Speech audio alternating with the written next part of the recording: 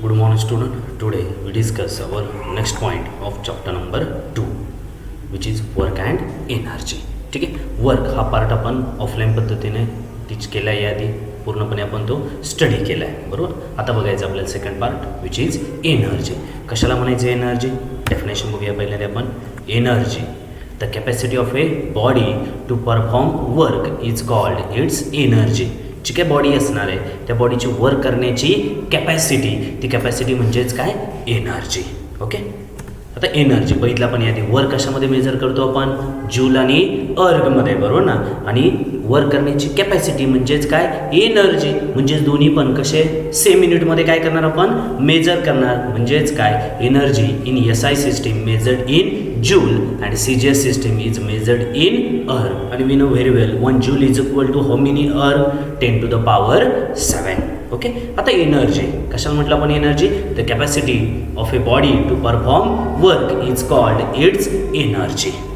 ठीक आहे. आता एनर्जीचे काय बघूया आपण? टाइप्स बघूया. एनर्जीचे किती टाइप्स आहे? 2 types.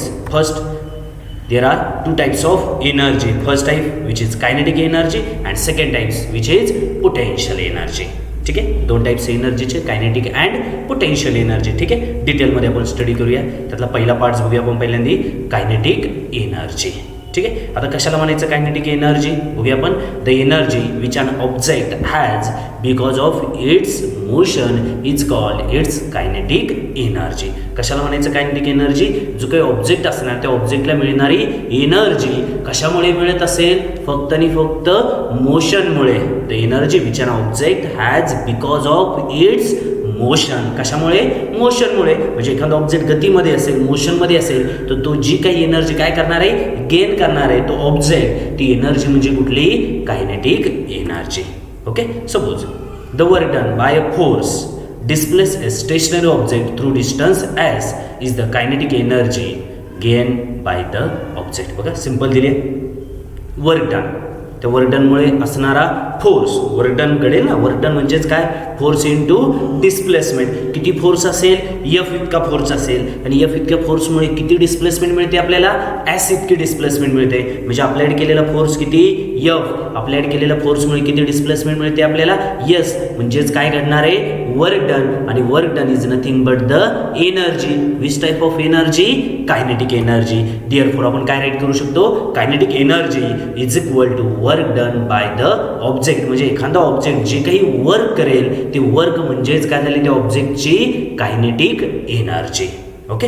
Next kinetic energy is equal to work done. Work done म्हणजेच काय?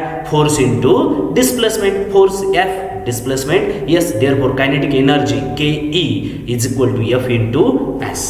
ठीक आहे. आता डिटेलमध्ये कायनेटिक एनर्जीचं पण एक्सप्रेशन बघूया. काय फॉर्म्युला आहे कायनेटिक एनर्जी तो आपण फाइंड आउट करूया. आता कशावरनं फाइंड आउट करावं लागेल आपल्याला? नक्कीच वर्क डनवरनं फाइंड आउट करावं लागेल. Therefore suppose a stationary object, एक ऑब्जेक्ट आहे. कुठल्या स्टेटला आहे? स्टेशनरी. मास किती त्याचं? M. Suppose a stationary object of mass M moves because of a applied force. आता Newton's first law of motion बघितलं आपण. कुठलाही ऑब्जेक्ट स्वतःहून तो डिस्प्लेस होईल का किंवा मोशनमध्ये जाईल का? नाही. तो रेस्ट पोझिशनला आहे, स्टेशनरी पोझिशनला आहे. तो जर मूव्ह होत असेल तर नक्कीच त्यावरती काय अप्लाइड होत असेल? Force. Due to this force let U. आता इनिशियली ऑब्जेक्ट कसा आहे? स्टेशनरी आहे. स्टेशनरी म्हणजे स्पीड किती आहे? 0. म्हणजे इनिशियल वेलॉसिटी यू किती झाली आपल्यासाठी? 0. Let U be the initial velocity that is U is equal to 0. Let the applied force. किती फोर्स अप्लाइड केला आपण? F इतका फोर्स, कॅपिटल F. आणि दिस फोर्स जनरेट. आता जो काही अप्लाइड फोर्स आपण जो काही फोर्स काय करणार आहे? अप्लाइड करणार आहे तो फोर्स काय जनरेट करेल? ॲक्सेलरेशन. किती ॲक्सेलरेशन? A.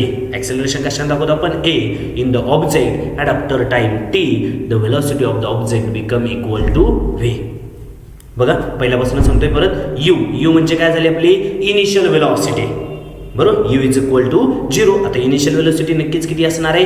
0 असणार का? कारण ऑब्जेक्ट कुठल्या स्टेटला आहे? स्टेशनरी स्टेटला आहे. नंतर U इतकी वेलोसिटी अप्लाइड केल्यानंतर काय होणार आहे? सॉरी, U ही वेलोसिटी आणि त्या वेलोसिटी असणाऱ्या ऑब्जेक्टवरती काय अप्लाइड करतोय आपण?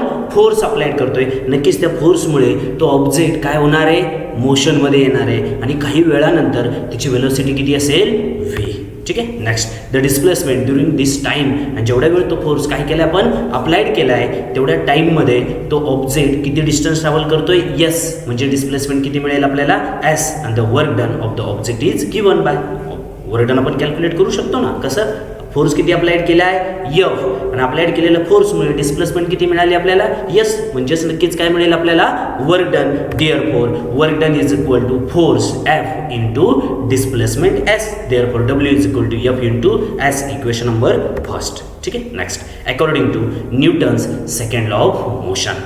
ठीक आहे. कुठला न्यूटन सेकंड लॉ, काय Newton second law, force is equal to mass into acceleration means what, F is equal to M A, equation number 2.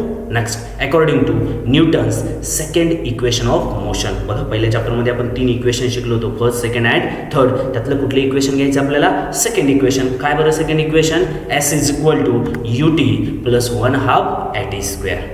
ठीक आहे. काय इक्वेशन आहे, S is equal to U T plus 1/2 A T square, but we know very well U initial velocity किती आहे 0 आहे, so U 0 put out केला, so U into T, 0 into T value काय मिळेल 0, so S is equal to 1/2 A T square. Why, U is equal to 0. बघा S is equal to काय value मिळाली आता 1/2 ए टी स्क्वेअर, का, कारण यूची value 0 आहे, सो यू इंटू टी पण काय मिळेल आपल्याला 0, इक्वेशन नंबर 3. बघा इक्वेशन 2 कशाची व्हॅल्यू मिळाली आपल्याला एफ, इक्वेशन 3 कशाची व्हॅल्यू मिळाली आपल्याला एस. दोन्ही इक्वेशन 1 मध्ये पुट आउट करू शकतो आपण. ठीक आहे. Therefore put equation 2 and 3 in equation 1, we get W work done is equal to F, एफची व्हॅल्यू काय मिळाली M A into 1/2 S, displacement काय 1/2 ए टी स्क्वेअर. ठीक आहे. ए इंटू ए काय होईल ए स्क्वेअर, म्हणजेच काय W is equal to 1/2 M into A T bracket square, का ए आणि टी दोघांचा काय होईल square, A into A square into T square, म्हणजेच काय कॉमन स्क्वेअर घेऊ शकतो आपण ए T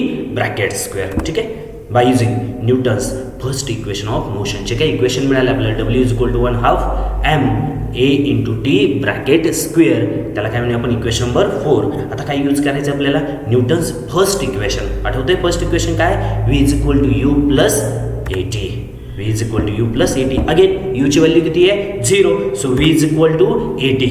v is equal to काय मिळालं आपल्याला 80.